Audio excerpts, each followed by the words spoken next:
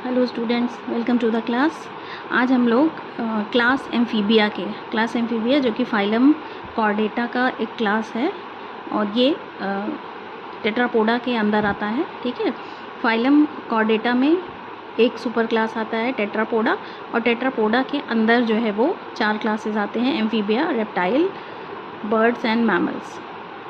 Classification का एक पूरा लेक्चर मेरे चैनल पे है, कॉर्डेट के क्लासिफिकेशन का, आप उसको जाके देख सकते हैं।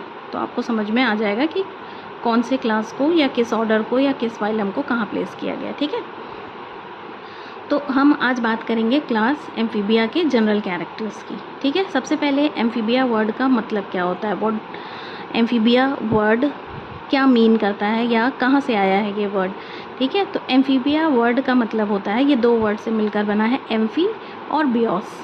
एम्फी वर्ड का मतलब होता है डुअल और बियोस वर्ड का मतलब होता है लाइफ। ठीक है, तो ऐसे एनिमल्स जो कि डुअल लाइफ या डुअल मोड ऑफ लाइफ में रहते हैं उनको हम क्या कहते हैं, एम्फीबिया में इंक्लूड करते हैं या एम्फीबिया में उनको स्टडी किया जाता है। ठीक है, ये सारे एनिमल्स क्या होते हैं, ये सारे एनिमल्स लैंड पे भी रह सकते हैं और ये एनिमल्स जो हैं वो पानी में भी रहते हैं। अगर ये अपनी पूरी लाइफ लैंड पे भी बिताते हैं तो भी ये रिप्रोड्यूस करने के लिए पानी में ज़रूर जाते हैं। ठीक है, तो कहने का मतलब ये कि उनकी जो लाइफ साइकिल है वो लैंड और वाटर दोनों को मिला के कम्प्लीट होती है। ठीक है, तो डुअल मोड में ये अपनी लाइफ साइकिल कंप्लीट करते हैं, इसलिए इनको एम्फीबिया कहते हैं, यानी एम्फी प्लस बियोस। ठीक, तो जनरल कैरेक्टर्स में ये एनिमल्स एक्वेटिक हो सकते हैं, सेमी एक्वेटिक हो सकते हैं। ठीक है, फ्रेश वाटर में पाए जाते हैं। चूँकि ये पानी और लैंड दोनों जगह रहते हैं, इसलिए ये एयर या वाटर ब्रीदिंग हो सकते हैं। दोनों जगह सांस लेने के लिए अलग अलग ऑर्गन्स प्रेजेंट होते हैं। जैसे जब ये एयर में ब्रीद करते हैं तो लंग्स के थ्रू करते हैं, और जब वाटर में रहते हैं तो गिल्स के थ्रू करते हैं। ठीक है, ये कार्निवोरस होते हैं, दे आर कार्निवोरस, यानी ये दूसरे एनिमल पे फीड करते हैं। कोल्ड ब्लडेड होते हैं, यानी पॉइक्लोथर्म्स हैं। दैट मीन्स कि इनके बॉडी का टेम्परेचर जो है वो बाहर के एटमॉस्फेयर के टेम्परेचर के साथ बदलता है या चेंज होता है। ओविपोरस होते हैं, दैट मीन्स ये एग लेइंग होते हैं। ठीक है, टेट्रापोड हैं, टेट्रापोड का मतलब ये टेट्रा का मतलब होता है 4, तो 4 पॉड्स इनमें प्रेजेंट होते हैं, जिसमें आगे वाले 2 को फोर लिम्ब और पीछे वाले 2 को हाइंड लिम्ब कहा जाता है। वर्टिब्रेट्स होते हैं, दैट इज़ वर्टिब्रल कॉलम जो है वो इनके बॉडी में पाई जाती है। ठीक है, या बैकबोन प्रेजेंट होती है। हेड डिस्टिंक्ट होता है, डिस्टिंक्ट का मतलब विजिबल होता है, हेड को अलग से आइडेंटिफाई किया जा सकता है कि ये इसका हेड रीजन है। ट्रंक इलोंगेटेड है, लंबा होता है। नेक और टेल मे बी और may not be present, depending upon कि कौन से ऑर्डर की स्टडी की जा रही है, उस बेसिस पे ट्रंक और टेल जो है वो हो भी सकती है और नहीं भी हो सकती। जैसे फॉर एग्जांपल अगर हम यूरोडेला के एनिमल्स की स्टडी कर रहे होंगे तो यूरोडेला में क्या होता है, टेल्ड एम्फीबिया जो है वो पाए जाते हैं। ठीक है, वहीं अगर हम एन्यूरा पढ़ रहे होंगे तो एन्यूरा में क्या होता है, टेललेस एम्फीबिया पाए जाते हैं। तो जो एडल्ट होते हैं उनमें टेल नहीं होती। ठीक है, तो ये डिपेंड करेगा, वेरी करेगा। लिम्स यूजुअली 2 पेयर होते हैं, टेट्रापॉड है, पहले भी बताया आपको, 2 फोर लिम्ब होंगे और 2 हाइंड लिम्ब होंगे। ठीक है, कुछ एम्फीबिया ऐसे भी होते हैं जो लिम्बलेस होते हैं, जैसे फॉर एग्जांपल इक्थियोफिस एक लिम्बलेस एम्फीबिया है।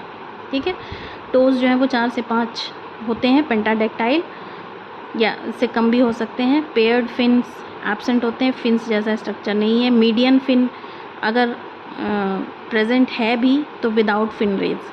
ठीक है, वैसे तो प्रेजेंट होता नहीं यूजुअली, लेकिन अगर प्रेजेंट है किन्हीं कारणों से या किन्हीं एनिमल्स में तो वो विदाउट फिन रेज होता है। स्किन इनकी सॉफ्ट है, मॉइस्ट है, ग्लैंडुलर होती है, क्योंकि ये स्किन से भी रेस्पायरेशन का काम करते हैं, यानी स्किन भी is a necessary organ for respiration, तो इसलिए ये बहुत ही सॉफ्ट और मॉइस्ट होती है।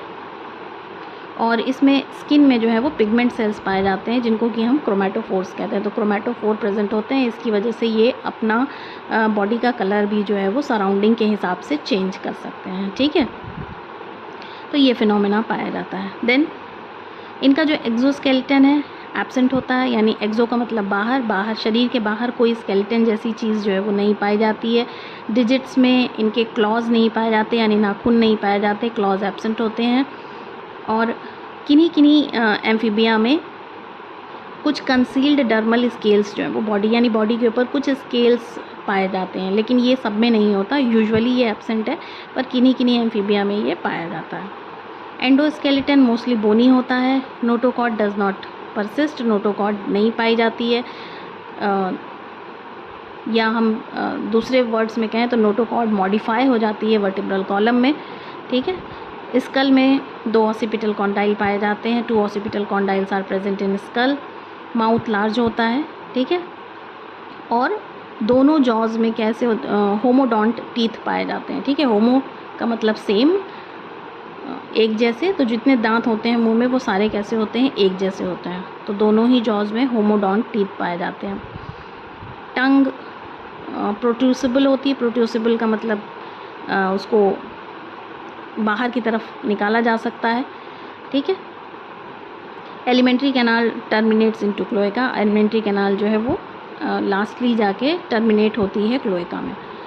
रेस्पिरेशन लंग्स से होता है। स्किन मैंने बताया एसेसरी ऑर्गन है, इसके अलावा माउथ की लाइनिंग से भी रेस्पिरेशन करते हैं, ठीक है, पर मेन रेस्पिरेटरी ऑर्गन कौन है, लंग्स है, जब ये टेरेस्ट्रियल मोड में होते हैं उस समय। जो लार्वा होते हैं इनके, ये पानी में पाए जाते हैं, ठीक है। तो इन लार्वा में क्या होते हैं, एक्सटर्नल गिल्स प्रेजेंट होते हैं, क्योंकि एक्वेटिक लाइफ जी रहे हैं तो इनमें गिल्स पाए जाते हैं रेस्पिरेशन के लिए, पर ये गिल्स जो है वो एक्सटर्नल होते हैं, बाहर की तरफ, शरीर के बाहर प्रेजेंट होते हैं। इनमें हार्ट 3 चैम्बर्ड का होता है, 2 ऑरिकल्स, एक वेंट्रिकल प्रेजेंट होता है, साइनस वेनोसस प्रेजेंट है यहाँ पर, ठीक है। एरोटिक आर्चेज 1 से 3 पेयर्स तक हो सकती हैं। Renal and hepatic portal system well developed है। एरेथ्रोसाइट्स लार्ज हैं, ओवल हैं और न्यूक्लिएटेड हैं, ठीक है, न्यूक्लियस पाया जाता है एरेथ्रोसाइट्स में। बॉडी टेम्परेचर वेरिएबल है, पहले भी मैंने बताया कि बॉडी, ये पोइक्लोथर्मिक एनिमल्स होते हैं, कोल्ड ब्लडेड हैं, यानी इनके बॉडी का टेम्परेचर जो है वो एटमॉस्फेयर के टेम्परेचर के हिसाब से वेरी करता रहता है। जैसे जैसे एटमॉस्फेयर का टेम्परेचर चेंज होगा वैसे वैसे इनके बॉडी का टेम्परेचर क्या होता है, चेंज होता है। किडनी मीजोनेफ्रिक होती है। यूरिनरी ब्लैडर पाया जाता है, प्रेजेंट होता है। यूरिनरी डक्ट जो है वो क्लोएका में ओपन होती है। एक्सक्रीशन यूरियोटेलिक होता है, ठीक है। ब्रेन बहुत ही पुअरली डेवलप है। 10 पेयर्स क्रेनियल नर्व्स पाई जाती हैं। क्रेनियल नर्व्स उन नर्व्स को कहते हैं जो ब्रेन से निकलती हैं। Nostril connected to buccal cavity, nostril buccal cavity से जुड़ा होता है, ठीक है। Larval forms and some aquatic adults with lateral line system, कुछ लार्वल फॉर्म्स में या कुछ एडल्ट्स में, कुछ एनिमल्स में जो है वो लेटरल लाइन सिस्टम, जैसे कि फिशेज़ में लेटरल लाइन सिस्टम पाया जाता है, वैसा लेटरल लाइन सिस्टम प्रेजेंट होता है, बट ये कुछ में प्रेजेंट होता है, सब में प्रेजेंट नहीं होता। सेक्सेस सेपरेट होते हैं, यानी मेल फीमेल अलग अलग होते हैं। मेल में कॉपुलेटरी ऑर्गन्स नहीं पाए जाते हैं। गोनोडक्ट जो है वो ओपन होता है क्लोएका में।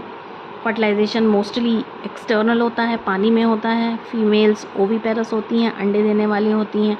डेवलपमेंट इनडायरेक्ट होता है, which means it includes a larval stage. Development में एक लार्वल स्टेज पाया जाता है, ऐसे डेवलपमेंट को इनडायरेक्ट कहते हैं।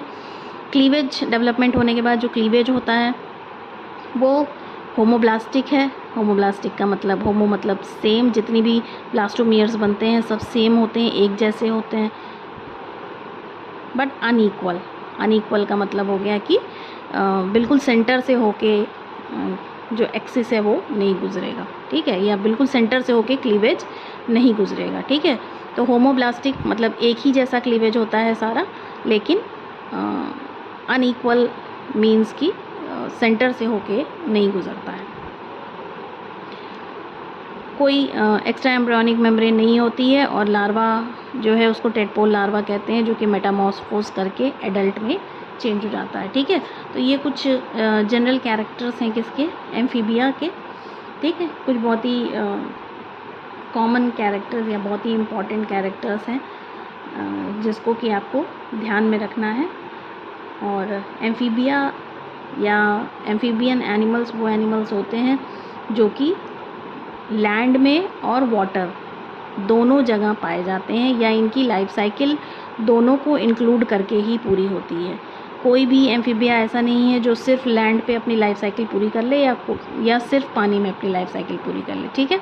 अगर वो अपनी पूरी ज़िंदगी लैंड पे भी बिता लेता है तो भी उसको रिप्रोड्यूस करने के लिए वाटर में जाना पड़ता है। एक्सटर्नल फर्टिलाइजेशन होता है, जहाँ पे उसके बाद उसी पानी में जो है उसके लार्वा वो डेवलप करते हैं, ठीक है। तो this is all about general characters of class amphibia. Thank you so much. अगर आपको समझ में आया हो तो प्लीज़ वीडियो को लाइक और शेयर करिए, और अगर कुछ समझ में ना आया हो तो आप कमेंट सेक्शन में जाके मुझसे पूछ सकते हैं।